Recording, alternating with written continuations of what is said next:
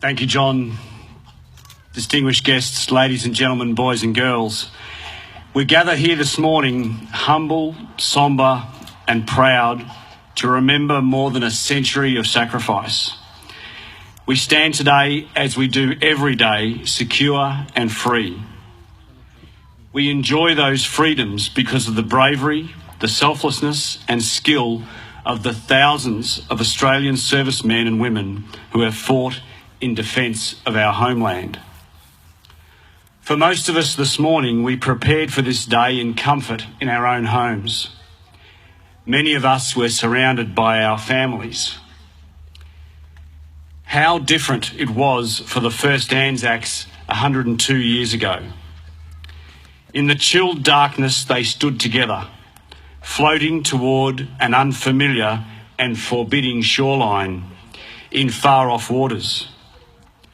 This morning, safe on the tranquil Sunshine Coast, it is impossible to imagine the fear that so many must have felt about what lay ahead on those beaches.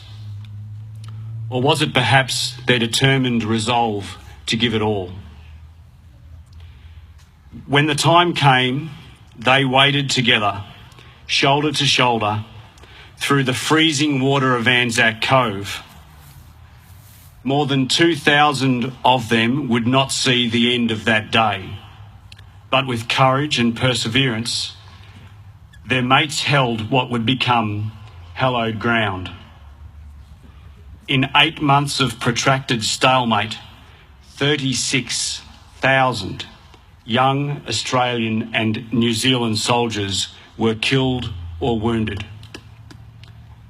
There were many Queenslanders fighting in Turkey that day.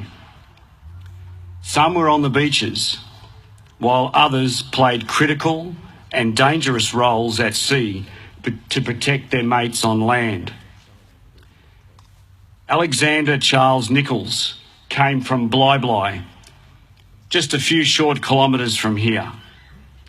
He was 22 years old when he found himself in the hot and grimy atmosphere of the AE-2 Australian submarine during the first days of the Gallipoli landing. An able seaman and later petty officer, he was the only Queenslander in the crew of that submarine on the 25th of April. His submarine was tasked with keeping their mates on the beaches safe by boldly sailing behind enemy lines and running amok among the Turkish Navy. For 5 days, Alex and his shipmates sank Turkish ships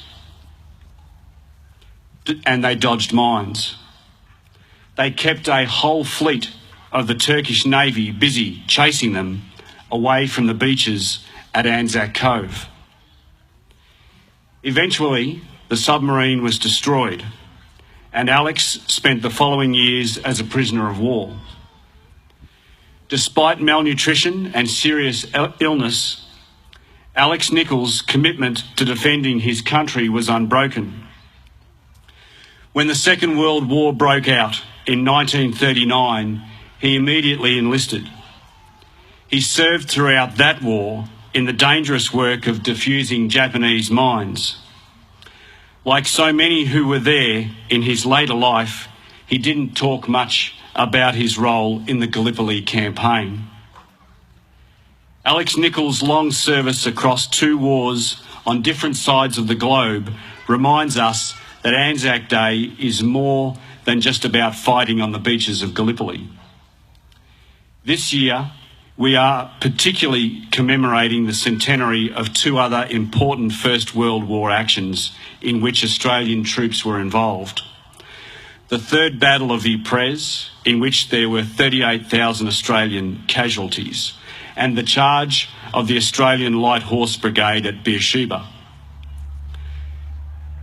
Faced with a heavily fortified town and more than 1,000 entrenched Turkish troops, the Light Horse abandoned convention and charged the enemy, their bayonets in their hands like the swords of days gone by. 31 Australians and at least 70 horses were killed, but their capture of Beersheba was an important strategic turning point in the war, having captured the town and all its important wells. Those brave men and their faithful whalers are commemorated not far from here by the Mullaney Troop of the 5th Light Horse at the Beerwah Living Museum. Almost 2 months ago, I had the privilege of standing on that very field, the site of that famous cavalry charge at Beerwah. And the one thing that struck me about that site was how flat it was. There was no ground cover, just hundreds and hundreds of metres of open and unprotected terrain.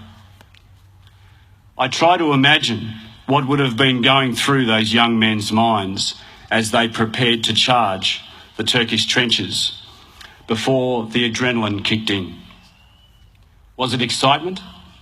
Was it terror? In all likelihood, it was probably both. Shortly before attending to the scene of the battle at Beerwah, I led a service at the Commonwealth War Cemetery where those 31 Australian men are buried alongside 1,210 other Commonwealth servicemen. Beyond the Great War, this year we commemorate the 75th anniversary of the terrible loss of life during the bombing of Darwin, the fall of Singapore and of Malaya. But we also commemorate the critical contribution our troops made in the decisive battles of the Coral Sea, at Milne Bay, Midway and of course Kokoda. These very different anniversaries remind us that Anzac Day is not a glorification of war. It does not mark a great victory or parade our military prowess. It commemorates service, sacrifice, endurance and courage. Perhaps just as important, it commemorates dedication, commitment, courage, selflessness, personal responsibility, and of course, that great Australian mateship. It reminds us that living up to these ideals is a daily challenge to us all in upholding these values and our freedoms here at home.